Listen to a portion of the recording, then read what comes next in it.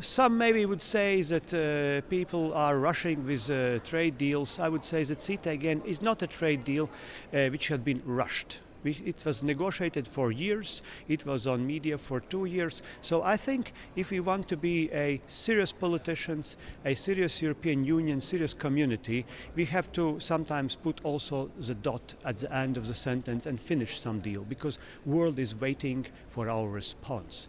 Artis Pabriks, the EPP Group's spokesman on the EU-Canada trade deal, noting the urgency behind getting all EU member states to back CETA. The accord needs unanimous approval to be ready for signing at an EU-Canada summit at the end of the month. Pabriks is also rapporteur for the CETA legislation in the European Parliament. We know from our experience that any international trade deal in the long term, for instance, European Union South Korea trade deal, was creating jobs, giving some other benefits, rising GDPs.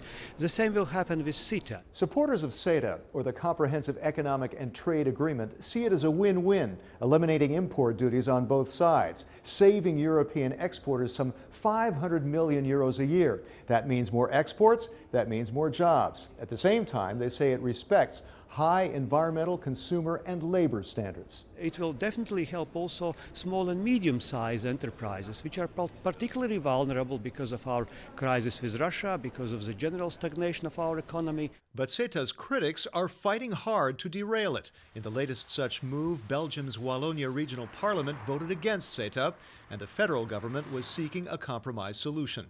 Pabriks rejects the argument that CETA will weaken EU regulations on genetically modified crops, for example. European consumers will be fully protected because trade agreement between Canada and EU, CETA, will not allow any GMOs from Canada on European soil. So we are 100% safe as far as issue of GMOs. It is not allowed.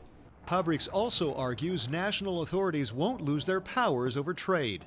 CETA as a trade deal cannot undermine sovereignty of national governments. We live in a changing world, and of course undermining of sovereignty of governments comes sometimes from different angles, but this is not the trade deal. This is not the trade deal CETA which can undermine this, because we have a very, very strong safeguards. Belgian public health care insurance agencies are among those lobbying against CETA, and some fear the mandatory privatization of public services like hospitals, something CETA supporters deny. There is no chance that this trade deal undermines any kind of public interest which state can defend. Pabriks predicts CETA will give the EU a needed boost, like previous international trade accords have for manufacturers, farmers, and artisans. Official figures show the EU-South Korea agreement saw EU exports to that country rise by more than half, creating 210,000 new jobs in Europe. An estimated 14% of Europe's total labor force depends on external trade. Even if the CETA agreement is signed as scheduled on 28 October, the approval process continues here.